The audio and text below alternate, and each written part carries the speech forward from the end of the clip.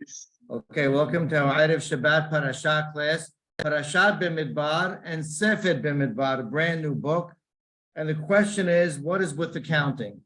We know that there are a number of places, parashiot in the Torah, that we see an order for a census of Am Yisrael, for counting, where we go through the tribes, respectively, take a census and record the numbers of the population, at least of males 20 and over throughout the parasha. The question is why? What's the value in it? And there are some obvious answers, obviously. We need context, historical context. Am Yisrael, Bnei Yisrael, who are we dealing with? How many people at various times in the story, in the narrative of the Torah? And obviously, we also need this simply to count historically lineage. Who comes from where do we start? How do we get to where we are now? Trace back Am Yisrael. And you can say onto the word lineage, genealogy as well, which means to try to sort of identify the purity of the descendancy of Am Yisrael. As a Midrash actually brought down that speaks of the Gentile nations being very jealous of Am Yisrael. Why do you guys get a census? Technical difficulties, which is quite okay. For Yom Yerushalayim. Is indeed the fact. Just pause it. Pause. Okay. I could do that too. Okay. And the Gentile nations were answered by God. And who's your granddaddy? How far can you trace back? Where did he come from? I have no idea. That's the problem. I'm not sure if we want to count you guys. At Am Yisrael, we have a purity of identity, and when there's no doubt of Am Yisrael, we see when they first come down to Mitzrayim. You can say the first exile counted then. Of course, the famous command of counting is Parashat Ki Tisha.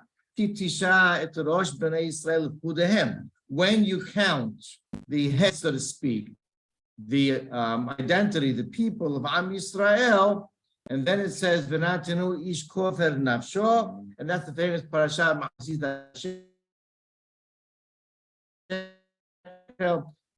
that everyone gives a coin to be counted rather than being counted as a individual body.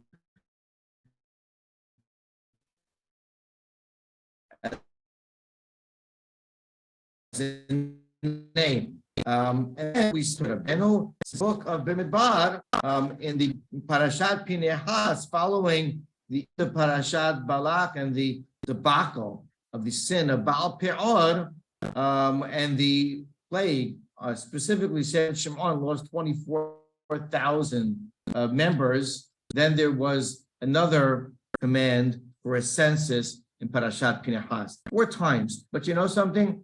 Counting is a double-edged sword. And that's because there are sometimes incredibly possible negative ramifications to counting.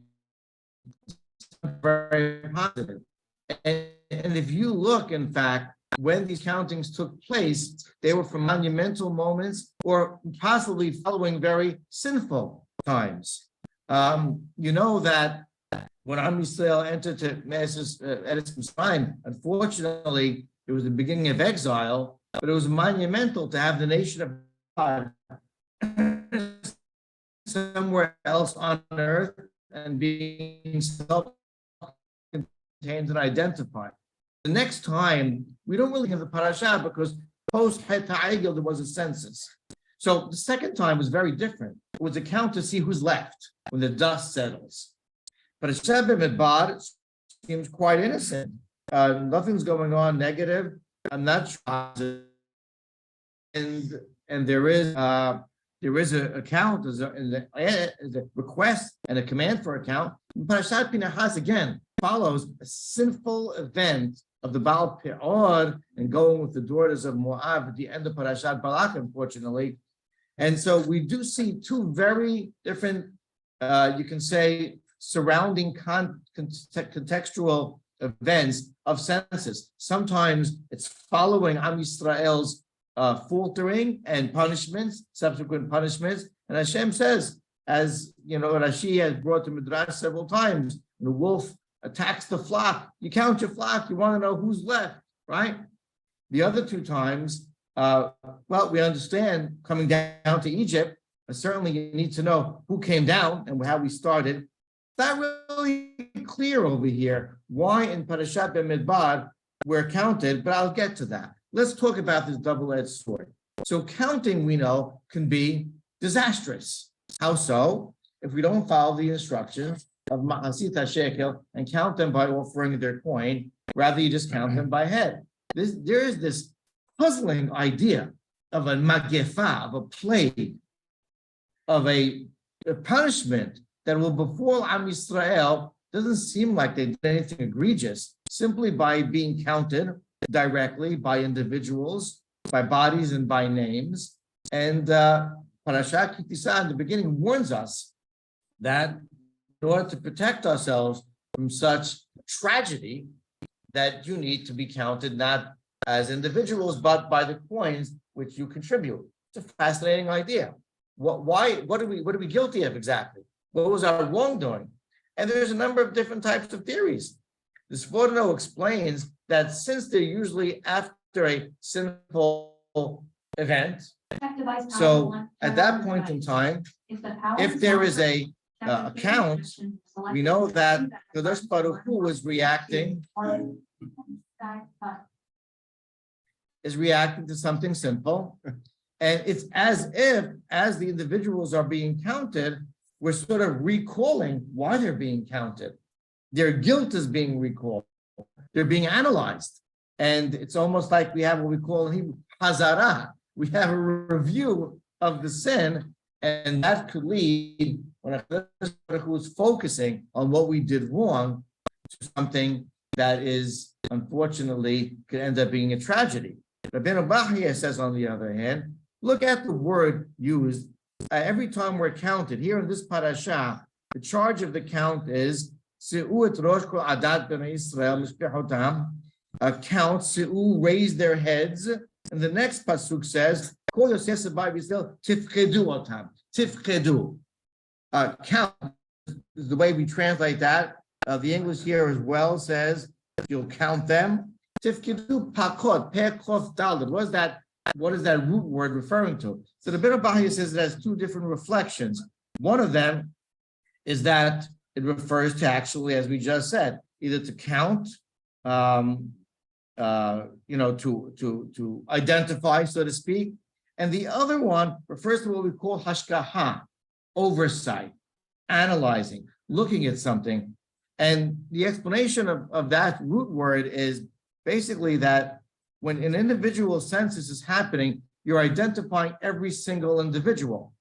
As it says in the Mishnah, Masechet Rosh Hashanah, that we go, Rosh Hashanah, we're judged, kibnei marom, like sheep, passing through the small tunnel, one by one. There's an individual analysis. And of course, Yom Hadin, Day of Judgment, that evokes a lot of fear in us.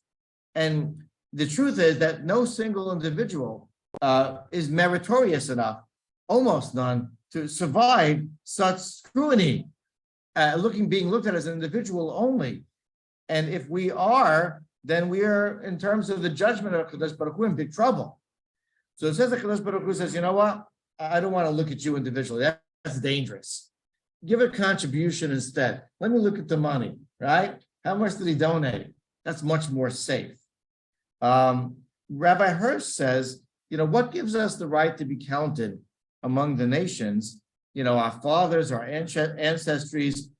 He says, we have to contribute to merit being counted. We have to contribute to the nation. You can't just sit back there like dummies, motionless, actionless, and expect the merit and the prestige of being counted. It has to be based on you paid membership. You did something to deserve to be counted. And if you didn't, and if you don't care about contributing to Am Yisrael, and if you look at yourself as out of the fold, well, that deserves some punishment. There's all types of different theories, but the commonality is that please don't be in the spotlight as an individual.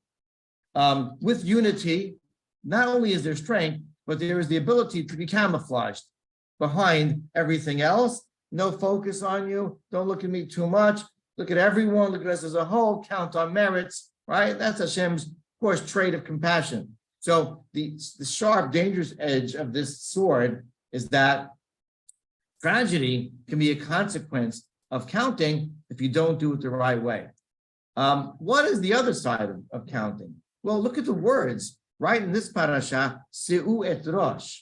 And in the first command of how to count, Parashat Kitisa et Rosh. What you do when you count is that you are raising a head, which means that you are identifying the potential, the greatness, the individuality, the creativity, the specific talents and contributions that every single Jew brings to the table, the uniqueness of their neshama, their tailor-made and crafted mission in this world, what they're capable of above and beyond what any other single Jew in the history of the world, for the neshama is more uniquely crafted than any Jew in the history of the world. You're elevating that individual and recognizing him or her only individually. It's an amazing idea.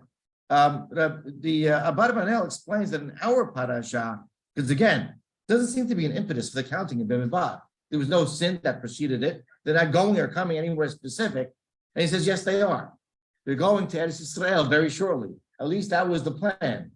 And really, going to Eretz Yisrael means they're preparing for war, they're preparing for great things. And it really, therefore, it's very monumental. This count, perhaps, is the greatest count ever in history, because it was the count, pre-redemption count, where Am Yisrael, Kitisat, Se'u et Rosh, were being counted individually as prestigious members of the nation. And we assume by Mahasida Shekel, although that's a mahloket, that you have to use the shekel to count every single time that procedure or not, different opinions. But in any case, not only that, we're being counted as a glorious nation about to enter Eretz Yisrael, and that's why the charge, the command to count in this parasha. But I want to end off with an interesting idea. If you look at, therefore, the two modes of counting, where Kadosh Baruch Hu counts us individually, but to avoid plague through our coins, and also counts us as a glorious nation as one, you see that has very powerful connection to the original invitation of Am Yisrael to become a nation at the foot of Har Sinai. As Moshe informed the people in the name of Hashem, V'atem tiyuli mamlechet kohanim v'goy kadosh, that famous phraseology. You have the opportunity, if you shake this hand, if you take this deal, to be for me, not only a goy kadosh, not only a sanctified nation that is observed and identified being the nation of God to bring a light to the world, but you're a mamlechet kohanim. You're also a nation of priests. In other words, as individual, you are each royalty. And you see that very much in the objective of counting, where on one hand we say, Se'u et Rosh, elevate ahead, recognize the identity, know that they're mamlechet kohanim, that this is a nation that is a result of the sum of its individual parts, but each one of its individual parts is a, so to speak, kohen, is a servant of God, is sanctified, is where I'm embracing his individuality and his amazing potential. That is very much the result of a count, of a census. You stand for something, and no one using your coin, that's your social security number, but you stand for something as standing out as the most unique person in Am Yisrael. And on the other hand, the count shows us that we're a Goy Kadosh.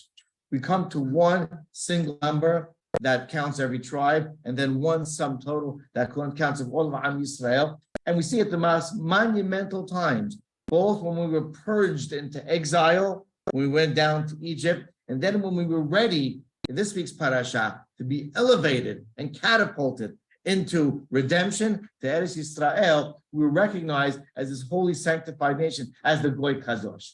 So we asked what's with the counting. There's a lot with the counting.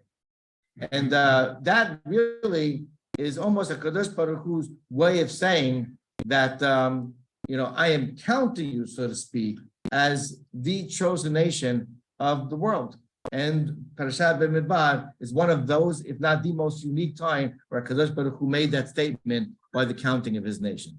Baruch Adonai Le'olam. Amen.